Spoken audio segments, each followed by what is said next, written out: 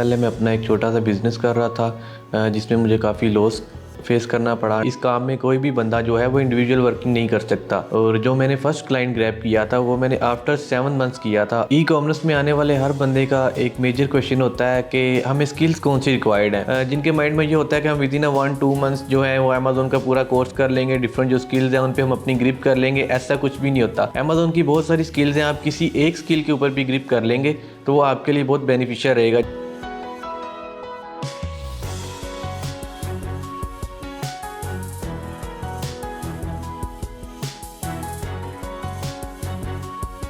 मेरा नाम मोहम्मद आतिफ़ है और अनेबलर्स ज्वाइन किए मुझे आलमोस्ट 1.5 ईयर्स हो चुका है। इससे पहले मैं अपना एक छोटा सा बिज़नेस कर रहा था जिसमें मुझे काफ़ी लॉस फेस करना पड़ा एंड आफ्टर डैट मैं कुछ नहीं कर रहा था। तो मैं बैठा हुआ था, मैंने ऑनलाइन कुछ स्क्रॉलिंग स्टार्ट की तो मुझे अनेबलर्स का प्लेटफॉर्म नज़र आया।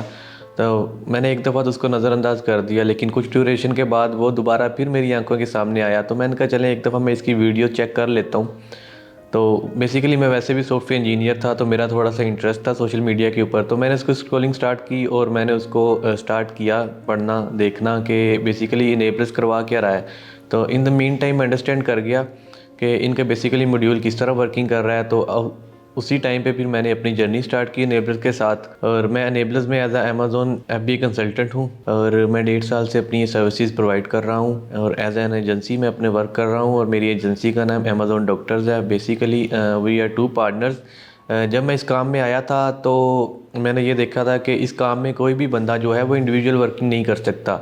तो मेरे साथ वाले और मेरे पार्टनर ने, हम दोनों ने भी ये डिसाइड किया कि हम अपने साथ साथ जो हमारे वर्क मेंबर्स हैं और जो हमारे सराउंडिंग में कुछ लोग मौजूद हैं हम उनको भी अपने साथ लेके चलें, एज अ टीम वर्क करें ताकि हम जल्दी ग्रोथ में आ जाएं और हम ज़्यादा अच्छा इसको कर लें। अगर तो अर्निंग्स की बात की जाए तो जैसे कि मैंने आपको बताया मुझे अमेजोन करते हुए 1.5 साल हो गया और जो मैंने फ़र्स्ट क्लाइंट ग्रैब किया था वो मैंने आफ्टर 7 मंथ्स किया था। अगर तो आप लोग ये सोच के ई कॉमर्स के अंदर आएंगे ना कि हमें आफ्टर कोर्स या फिर आफ्टर 1 और 2 मंथ्स हमें क्लाइंट मिल जाएगा, हम उसके साथ वर्किंग स्टार्ट कर देंगे, हमारी अर्निंग स्टार्ट कर देंगे, तो टू बी ऑनेस्ट ऐसी कोई बात नहीं है। मुझे 7 मंथ्स बाद क्लाइंट मिला था, मैं 7 मंथ कंसिस्टेंट रहा था और मुझे अमेजोन वैसे सीखते हुए ऑलमोस्ट 2.5 साल हो चुके हैं। फील्ड में वर्किंग करते हुए मुझे 1.5 साल हुआ है और उस 1.5 साल के अंदर से भी आप 7 मंथ्स निकाल दें और बाकी जो 8 मंथ्स रह गए हैं उसमें मेरी जो कंसिस्टेंट अर्निंग है वो ऑलमोस्ट 8 to 9 लैक्स है as an agency. E commerce में आने वाले हर बंदे का एक मेजर क्वेश्चन होता है कि हमें स्किल्स कौन सी रिक्वायर्ड है। रिलेटेड टू अमेजोन हमें वेरी बेसिक जो स्किल है वो आपकी कम्युनिकेशन तो वेरी स्ट्रॉन्ग होनी चाहिए। अगर आपकी कम्युनिकेशन है तो आप फर्दर इसको प्रोसीड कर सकेंगे। And after communication one major skill जो मैं समझता हूँ वो अमेजोन एडवर्टाइजमेंट है, जो कि अमेजोन PPC के नाम से भी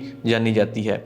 ये एक बहुत वास्ट स्किल है। जिस तरह आप देख लें दूसरी भी स्किल्स हैं like as product hunting, resourcing and listing, but जो अमेजोन PPC है वो नेवर एंडिंग एक स्किल है जो आप जितना ग्रैब करते जाएंगे आप उसमें उतना डीप जाते जाएंगे और वह आपका नॉलेज उतना वास्ट करती जाएगी। सबसे मुश्किल काम जो है कोर्स करने के बाद भी जो हर बंदे को फेस आता है, बेसिकली उसकी जो डायरेक्शन है ना वो वन डायरेक्शन नहीं होती। वो कोशिश करता है कि वो डिफरेंट स्किल्स के ऊपर ना अपनी ग्रिप कर जाए।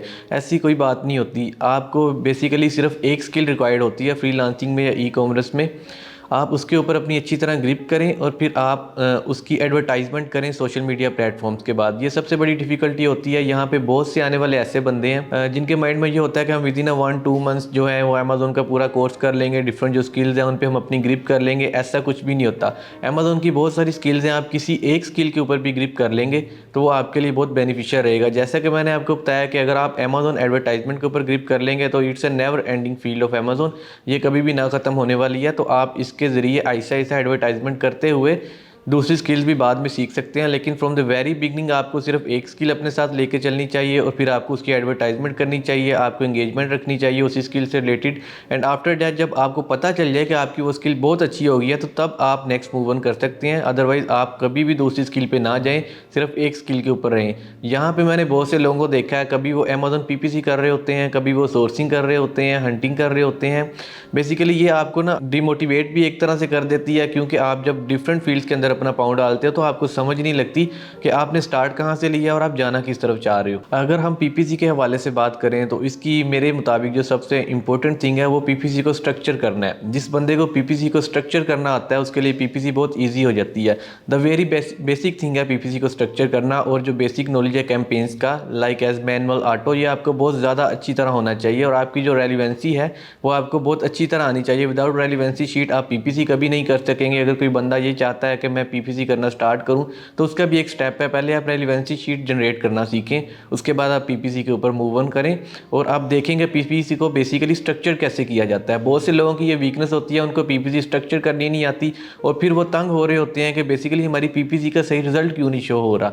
उनकी टारगेटिंग ठीक नहीं होती है, उनकी स्ट्रक्चरिंग ठीक नहीं होती है और बहुत से वो कीवर्ड जो है वो मिसप्लेस कर जाते हैं। अगर आपको स्ट्रक्चरिंग सीखनी है तो इनेबलर्स का ईवीएस जो है बहुत बेस्ट है, आप उनसे बहुत अच्छा नॉलेज गेन कर सकते हैं। उन्होंने एक प्रॉपर अपनी सीरीज़ में बताया हुआ है कि आपने कैंपेन को स्ट्रक्चर किस तरह करना है, मैनुअल कैंपेन वर्किंग किस तरह करती है, ऑटो किस तरह करती है, प्रोडक्ट टारगेटिंग हमने किस तरह करनी है।